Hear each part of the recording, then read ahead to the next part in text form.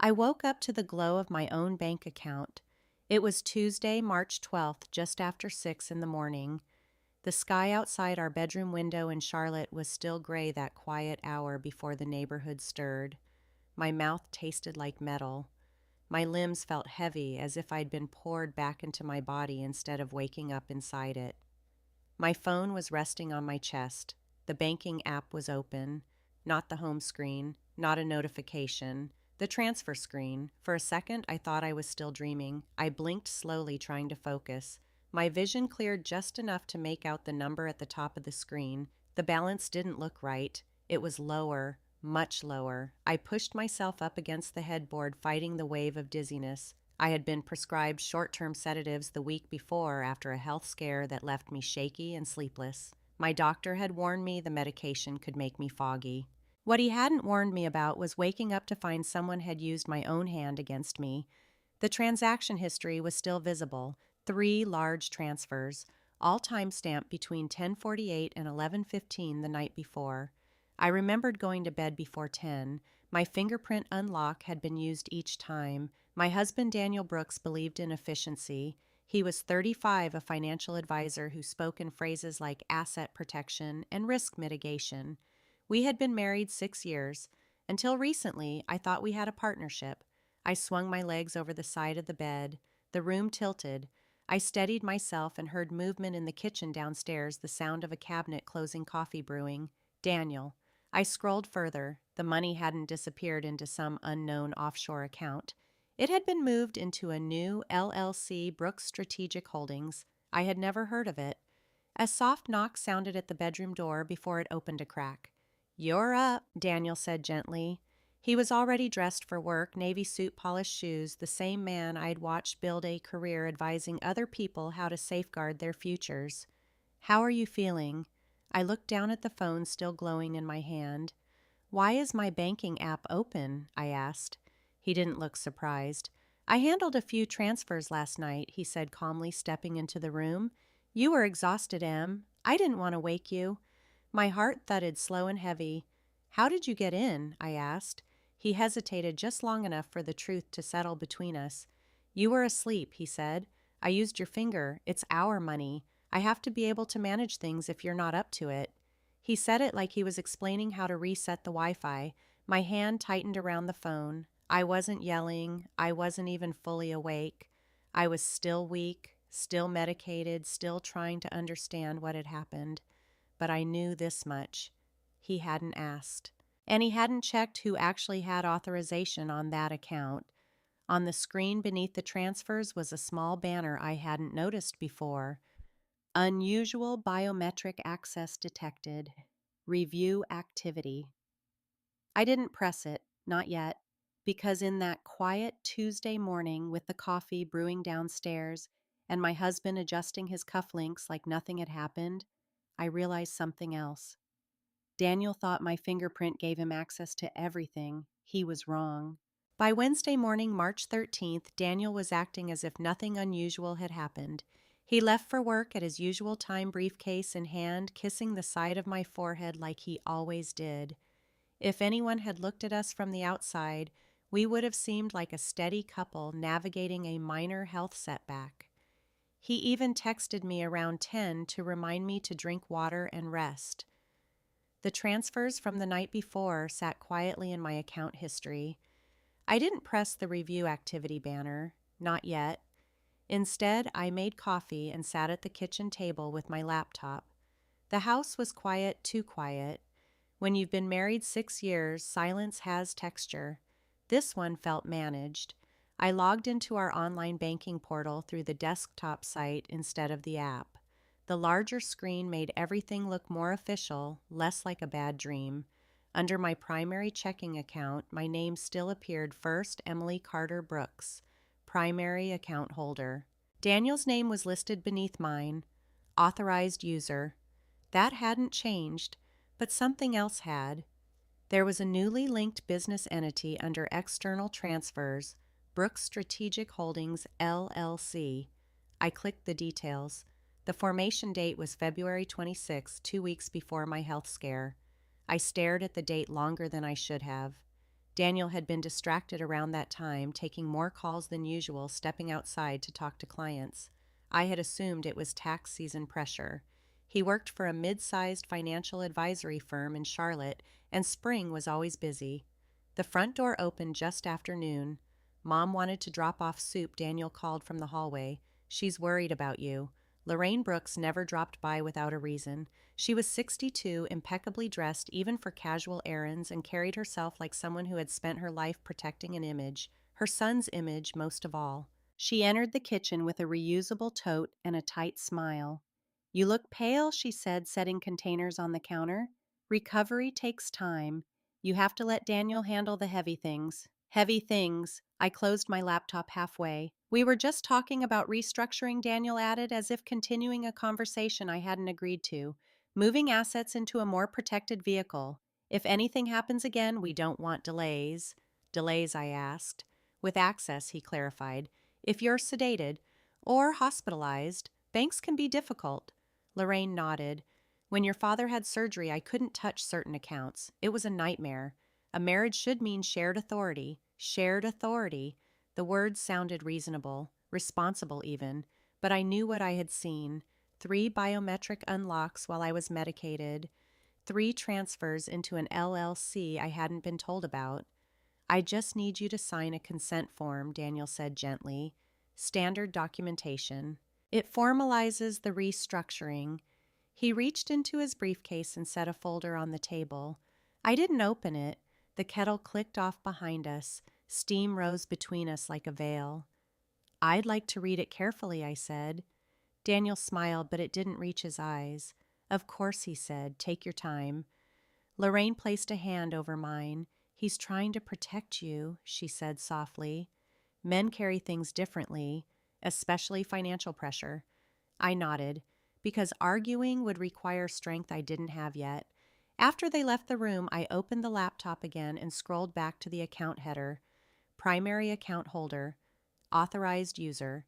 The words were still there, and beneath the transfers the small banner still waited. Unusual biometric access detected. This time I didn't feel confused. I felt watched. And somewhere beneath the fog of medication and polite conversation, a quiet realization began to settle. Control, when framed as care, is still control. I closed the laptop without pressing anything, not yet, but I knew one thing for certain.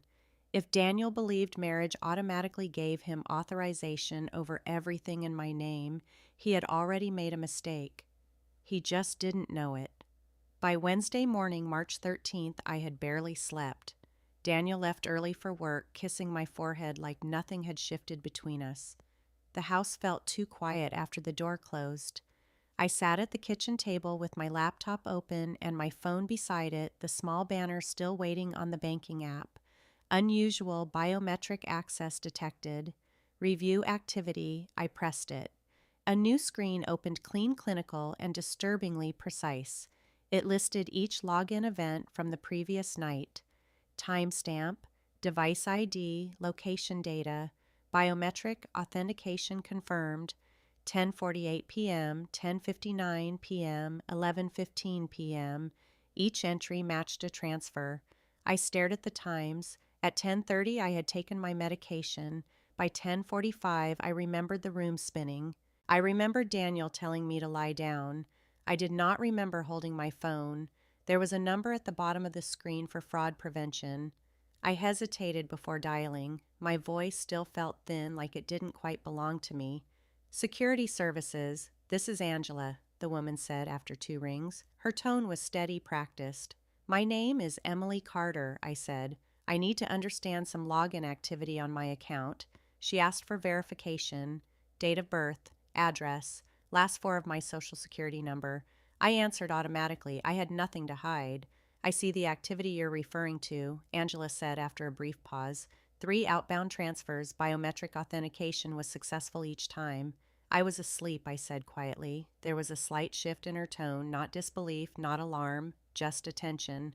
"Ma'am, biometric authentication confirms that the registered fingerprint was used," she explained. "However, each event also logs device handling metrics and session duration." "Device handling," I repeated. Yes, pressure pattern, tilt movement, swipe speed. It's part of our fraud analytics. If you believe these transactions were unauthorized, we can flag them for review. My heart began to pound, not from panic, but from clarity. Before we do that, I said carefully, "Can you tell me who is listed as primary account holder?" "You are Ms. Carter. The account is solely in your name." "And my husband?" I asked. "He has view-only access as previously authorized. No transfer privileges." The words settled into place like pieces of a puzzle I hadn't realized I was assembling. View only. I thanked her and ended the call, my hand trembling slightly. Daniel had said it was our money. He had said he needed to manage things if I wasn't up to it. But legally, structurally, technically, it wasn't his to move. I opened the detailed transaction report and emailed a copy to myself. Then I sat back in my chair and looked around the kitchen.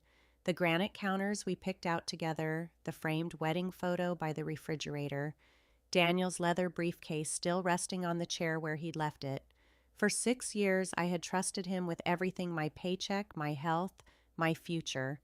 Now I was staring at a digital record that didn't care about trust. It cared about data. Timestamp, device ID, biometric confirmation, and something else.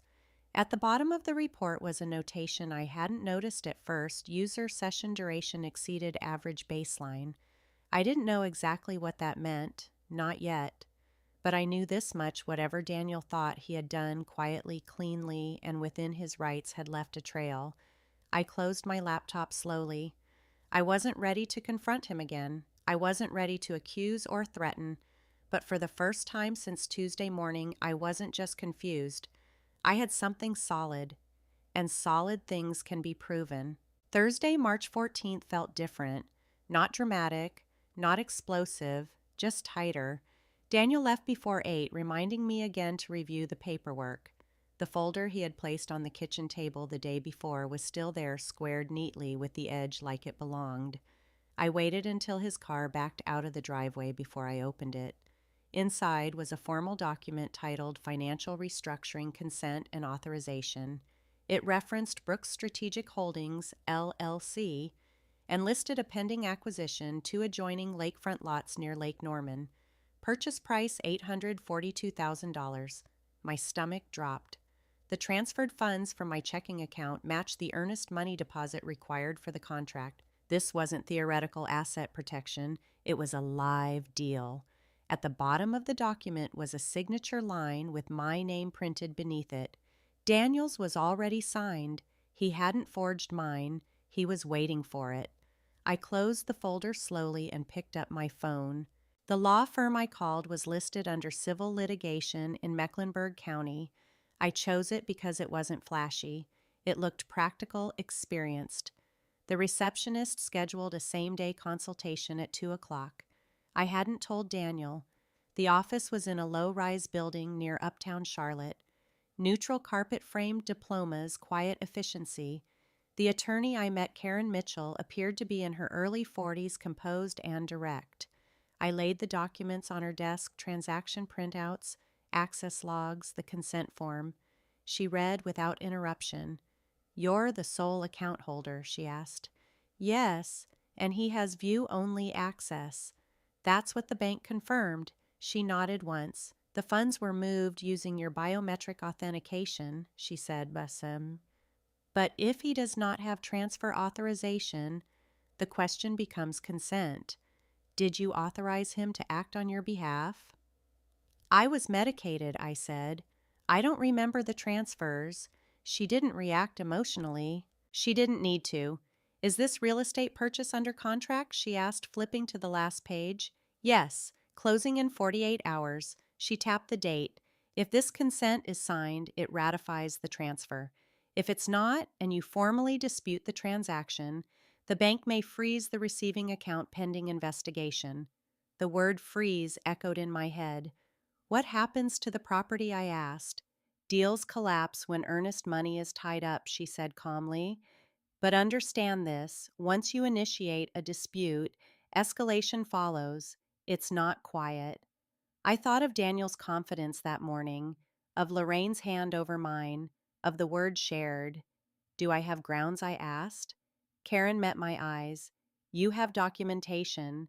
That's stronger than suspicion. When I returned home, the house felt smaller. Daniel's folder was still on the table. I slid it back into place exactly as it had been. My phone buzzed just after 5. Closing documents are ready for review. The subject line read, "It wasn't from Daniel. It was from Brooks Strategic Holdings." Attached was a draft purchase agreement listing Daniel as managing member. My name was nowhere on it. I stared at the screen. The money had come from my account. The company bore his name, and the deal was moving forward as if I were a silent partner who didn't exist. Daniel came home at 6:30, loosened his tie, and asked how I was feeling. "Better," I said. He smiled, relieved. "We're almost there," he said. "Once this closes, everything stabilizes. Almost there." He believed the hard part was over. He believed I would sign. Upstairs on my nightstand, my phone rested beside the access log email I had sent to myself. Timestamp, device ID, primary account holder. The pressure wasn't abstract anymore. It had a deadline, 48 hours, and a signature line waiting for me. Friday evening, March 15th, the house felt staged. Daniel came home earlier than usual. He set his briefcase down with unusual care and loosened his tie as if preparing for a conversation he believed would go smoothly. "The closing is tomorrow afternoon," he said casually. "We just need your signature tonight so everything stays on schedule." Tomorrow was Saturday. 48 hours had passed faster than I expected. The folder was already laid out on the dining room table. The signature line waited clean and empty beneath my printed name. Lorraine arrived 20 minutes later with a lemon pound cake as if this were a celebration instead of a decision. She kissed Daniel on the cheek and looked at me with the same polite concern she had worn all week. "Big steps forward," she said. "Stability matters." I felt the weight of my phone in my pocket. Earlier that afternoon, I had tested something simple. North Carolina is a one-party consent state for recordings. I didn't need permission to record a conversation I was part of. I wasn't planning to argue. I was planning to listen. We sat at the table together. Daniel slid the pen toward me. "This protects us," he said. "You know how fragile things felt this week. If something happens again, I can act immediately. No delays, no bureaucracy." "Like last Tuesday?" I asked quietly. He paused only briefly. "Yes," he said. "Exactly like that." I looked at him carefully. "When you used my fingerprint," I said, keeping my voice level, "did you think to ask first?" His jaw tightened. "Emily," he said, leaning forward, "you were barely conscious. You wouldn't even remember. I had to make a judgment call." Lorraine shifted in her seat. "He did what any husband would do," she added. "You're married. There shouldn't be barriers." "Barriers." I pressed record in my pocket. "You don't have transfer authorization on that account," I said. Daniel's expression flickered. "It's our money." He repeated.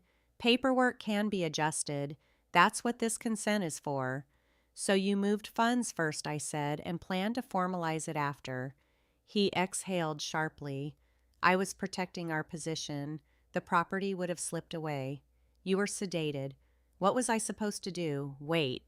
His tone wasn't apologetic. It was irritated, as if my hesitation was the real inconvenience, and if I hadn't agreed, I asked. He met my eyes, then steady and confident. "You would," he said, "because you trust me." There it was, not remorse, assumption. Lorraine reached for my hand again. "Sign it," she said gently. "Don't let pride complicate something practical." Pride. I looked down at the document. The purchase price, Daniel's title as managing member, my absence everywhere except beneath a blank line waiting for my consent. Upstairs on my nightstand were the access logs. Timestamp, device ID, primary account holder. He believed I would sign because I had always signed before mortgages, insurance policies, joint returns. He believed this was no different. My heart pounded hard enough that I felt it in my throat, but my voice stayed calm. "I need more time," I said. Daniel's chair scraped against the floor. "There is no more time," he replied. "If we don't finalize this, we lose the deal." Lose the deal, not lose us, not lose trust. The deal. I stood up slowly. "Then maybe it shouldn't close," I said. The room went silent. Lorraine's expression hardened. Daniel stared at me as if he were seeing a stranger. "You're overreacting," he said. "No," I answered quietly. "I'm remembering." I walked upstairs before either of them could follow. Inside the bedroom, I locked the door for the first time in our marriage. I took my phone out of my pocket and stopped the recording. He thought I wouldn't remember. He thought I wouldn't question. He thought I would sign because I always had. But something had shifted. This wasn't about confusion anymore. It was about consent. And I had just decided I wasn't giving it. Tomorrow, the closing was scheduled. Tonight, the silence between us had officially ended. Monday, March 18th, was the first business day after the weekend that was supposed to change everything. The closing had not happened. Saturday afternoon had come and gone in silence. Daniel had stayed in his home office most of the day, phone pressed to his ear, voice low and clipped. Lorraine had called twice. I didn't ask what was said. I didn't need to. Sunday had been colder, quieter. The folder with the unsigned consent form remained on the dining room table, like an accusation neither of us touched. On Monday morning, I dressed carefully for the first time since my health scare. Navy slacks, cream blouse, minimal makeup. I needed to feel steady. Daniel watched me from the kitchen. "Where are you going?" he asked. "I have an appointment," I said. "With who, I'll let you know." That was the first time in 6 years I had declined to explain myself. Karen Mitchell's office felt different this time, less theoretical, more decisive. "I want to proceed," I told her. She nodded once as if she had been waiting for that sentence. We reviewed the documentation again, the access logs, the transaction confirmations, the LLC registration, the unsigned consent form.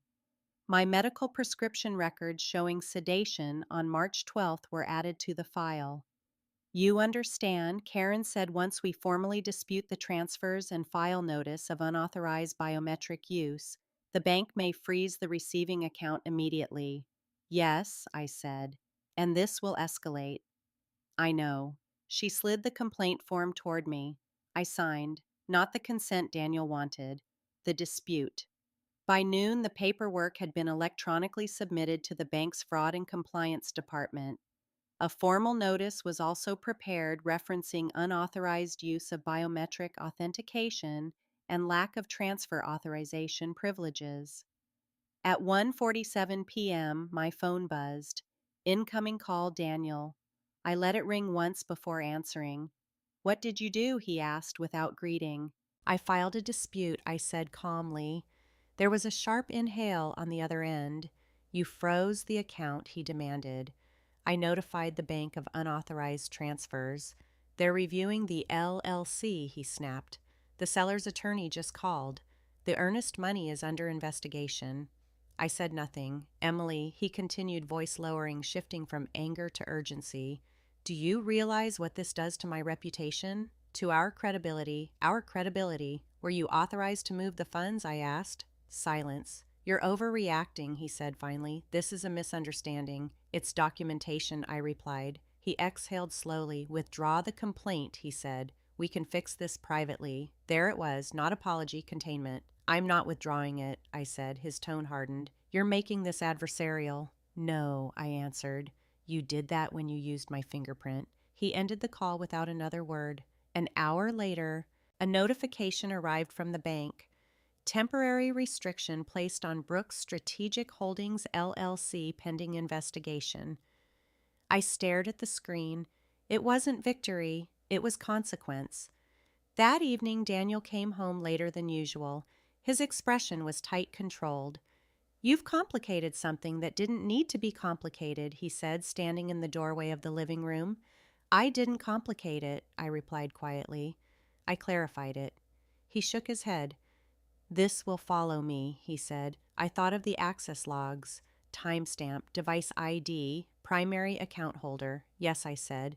"It will." For the first time he looked uncertain, not defeated, but aware. The silence between us was no longer fragile, it was defined, and the line had been drawn in ink. By Wednesday, March 20th, the story was no longer contained inside our house. Daniel's phone rang constantly. Mine stayed mostly quiet, which felt worse. The bank's temporary restriction had triggered a formal compliance review. Brooks Strategic Holdings LLC was now flagged for irregular inbound transfers pending authorization verification. That phrase, authorization verification, followed Daniel everywhere. Late Wednesday morning, he came home unexpectedly. He didn't slam the door. He didn't shout. He walked in like a man calculating losses. They contacted the firm, he said flatly.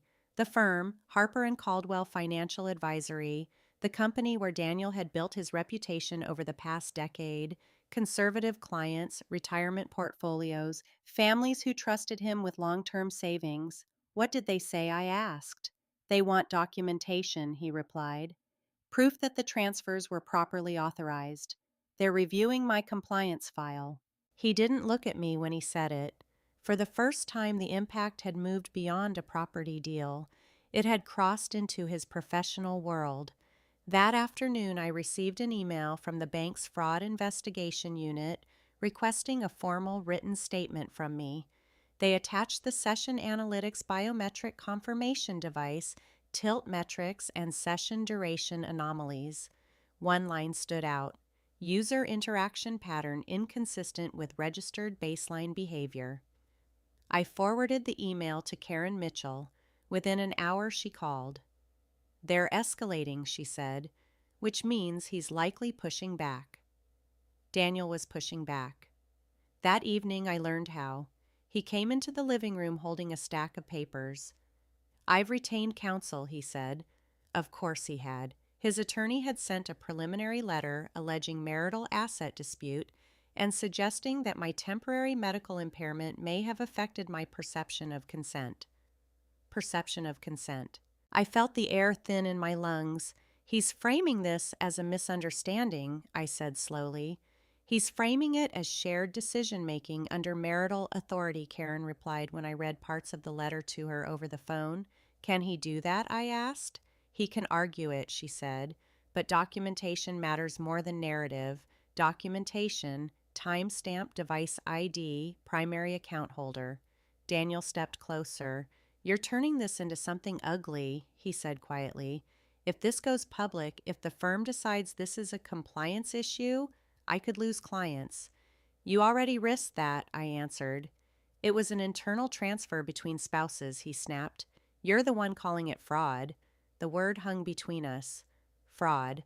I called it unauthorized, I said. He ran a hand through his hair. If you continue, he said, this won't just freeze the LLC. It could freeze everything. Joint accounts, credit lines, mortgage reviews.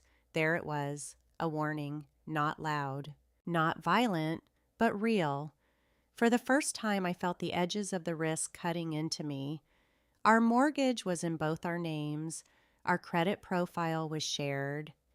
If compliance triggered broader review, the consequences would not be neatly separated.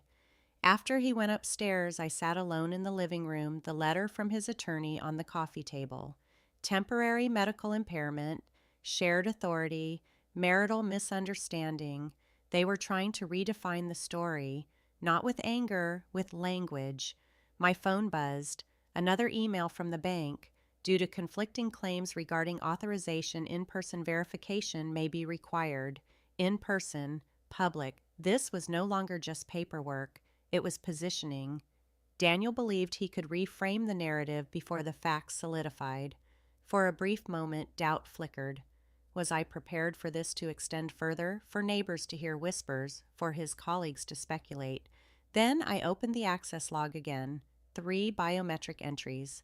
3 transfers, view-only authorization, user interaction pattern inconsistent. He had moved money first and sought consent later. That fact had not changed. What had changed was the battlefield. It wasn't about the lake property anymore. It was about credibility. And if I hesitated now, his version would become the official one. Upstairs, I could hear him pacing. Downstairs, I opened my laptop and began drafting the written statement the bank had requested. Not emotional, not accusatory, factual.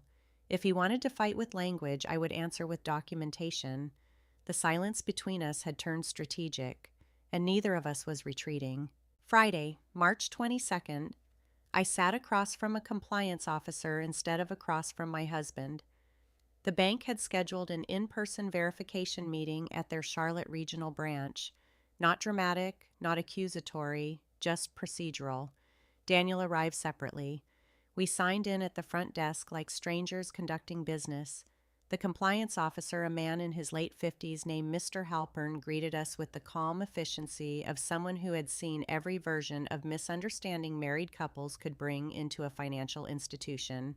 "This is not a criminal proceeding," he began once we were seated.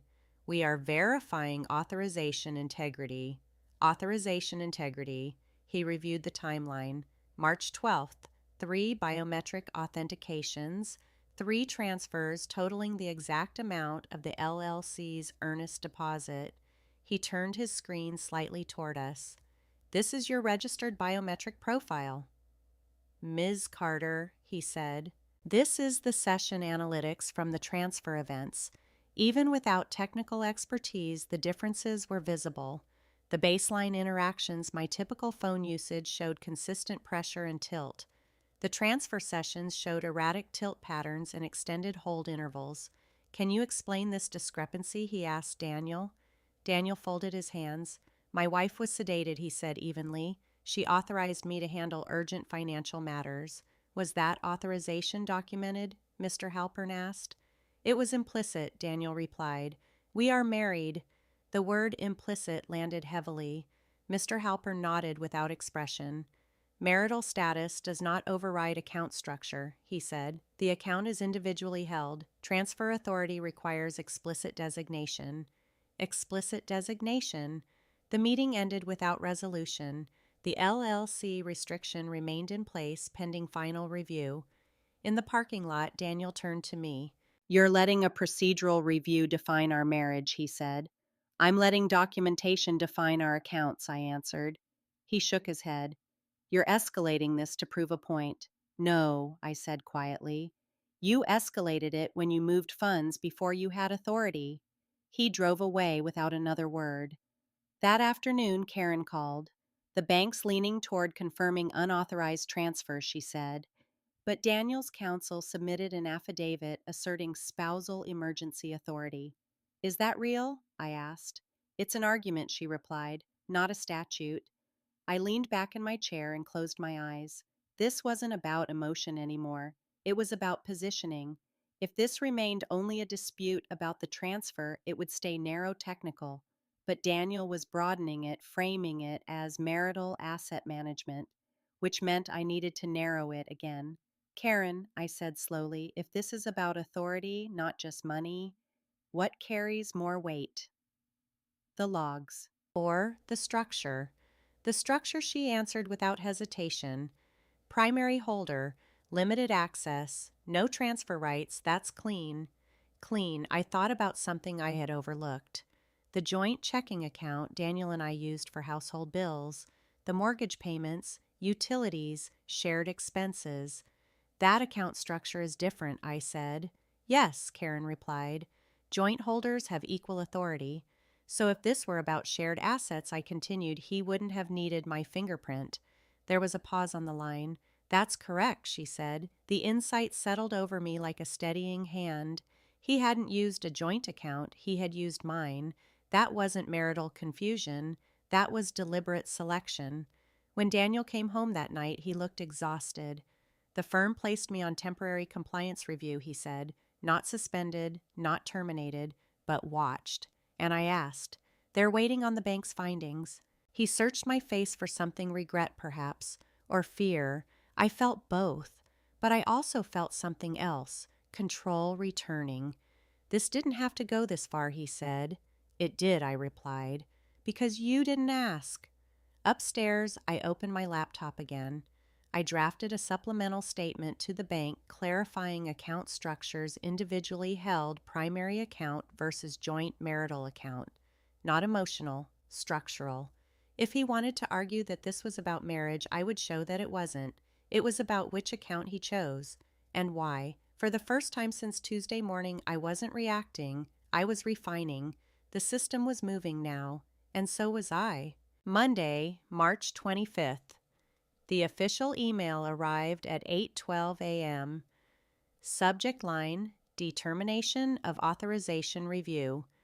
I read it twice before the words fully registered. After comprehensive analysis of biometric authentication logs, device interaction metrics, and account authority structure, the bank has determined that the transfers executed on March 12th were not conducted under valid transfer authorization. Not conducted under valid transfer authorization. It wasn't dramatic language. It didn't need to be. The funds were ordered to be reversed from Brooks Strategic Holdings, LLC, back to my individually held account pending further civil resolution. The LLC restriction would remain in place until the transfer correction was completed. I closed my laptop slowly. Upstairs, I heard Daniel's footsteps pause. He had received it, too. By noon, the firm placed him on administrative leave pending internal compliance review. Not termination, but visible. Public enough within the company to trigger whispers. When he came downstairs, he looked older. They reversed it, he said, as if testing the sentence out loud. Yes, I replied.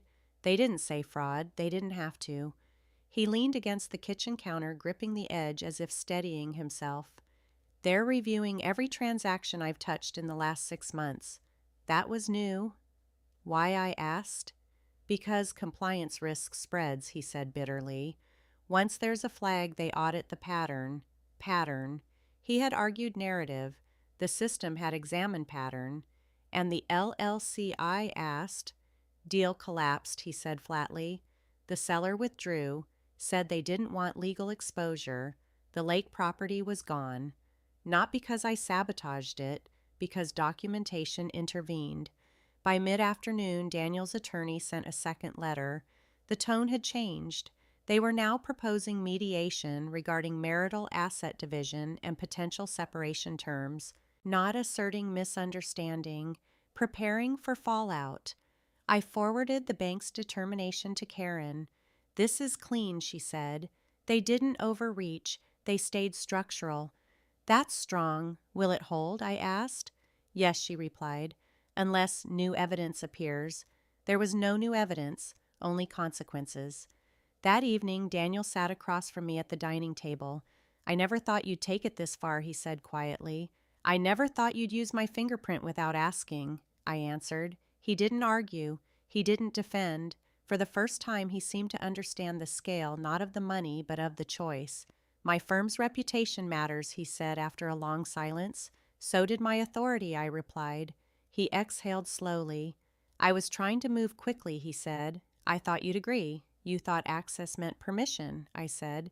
He looked at me, then really looked at me. And now, he asked. Now, I said. The bank has decided what the structure already showed. The silence that followed wasn't hostile. It was final. Later that night, I received confirmation that the funds had fully settled back into my account. The notification was quiet, routine, but it marked the highest point of tension breaking. Daniel's compliance review would take weeks. The firm had reassigned his clients temporarily. His name was under scrutiny, not destroyed, but examined, and in his world, examination carried weight. Before bed, I opened the access log one more time. 3 biometric entries, 3 transfers, now reversed. The record remained intact, not erased, documented. This wasn't victory in the cinematic sense. It was correction. But correction had consequences. Upstairs, Daniel closed his office door for what felt like the first time without confidence. I stood in the kitchen alone, the house quiet around me. The money was back. The deal was gone. His reputation was under review. The system had spoken, and yet my chest didn't feel lighter. Justice had begun, but it hadn't healed anything, not yet. Thursday, April 18th, the final letter arrived. Not from the bank this time, from Harper and Caldwell. Daniel had resigned. The firm's internal compliance review had concluded that while no criminal conduct was established beyond the unauthorized transfer determination, his judgment had demonstrated material lapse in fiduciary prudence.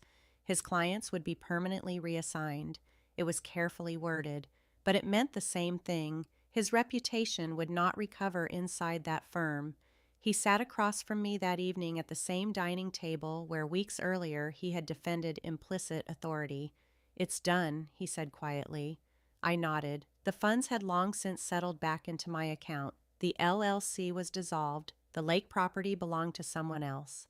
Mediation papers were in progress, not hostile, not dramatic, just structured. There was no shouting left in the house, only consequences. "I thought being married meant we moved as one," Daniel said after a long pause. "Moving as one requires agreement," I replied. "Not assumption." He didn't argue. In the weeks since the bank's determination, something in him had shifted. The sharp edges were gone. What remained was recognition, not of defeat, of responsibility. "I'll sign the separation agreement as drafted," he said. No contest. It wasn't generous. It was acknowledgement. When he went upstairs, I stayed seated for a moment longer. The access logs were archived, the reversal confirmations saved, every document in a folder labeled simply March Review, not as evidence, as memory. The following Monday, April 22nd, I met Karen at a small cafe in South End to finalize paperwork. She slid the draft separation agreement across the table. "You protected your structure," she said, "and that protected you." I signed, not because I was angry, but because I was clear. That afternoon, I walked alone along Freedom Park's shaded path. Spring had settled fully into Charlotte. Families pushed strollers. Older couples walked slowly, hand in hand, steady and deliberate.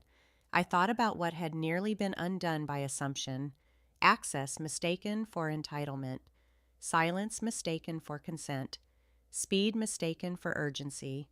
The bank had corrected the transfer. The firm had corrected the professional lapse. Now I was correcting my life. Daniel moved into a rented townhouse across town. We divided accounts cleanly.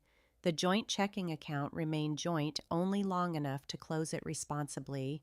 No scenes, no spectacle, just unwinding. One evening, as I reorganized my office desk, I picked up my phone and scrolled to the banking app.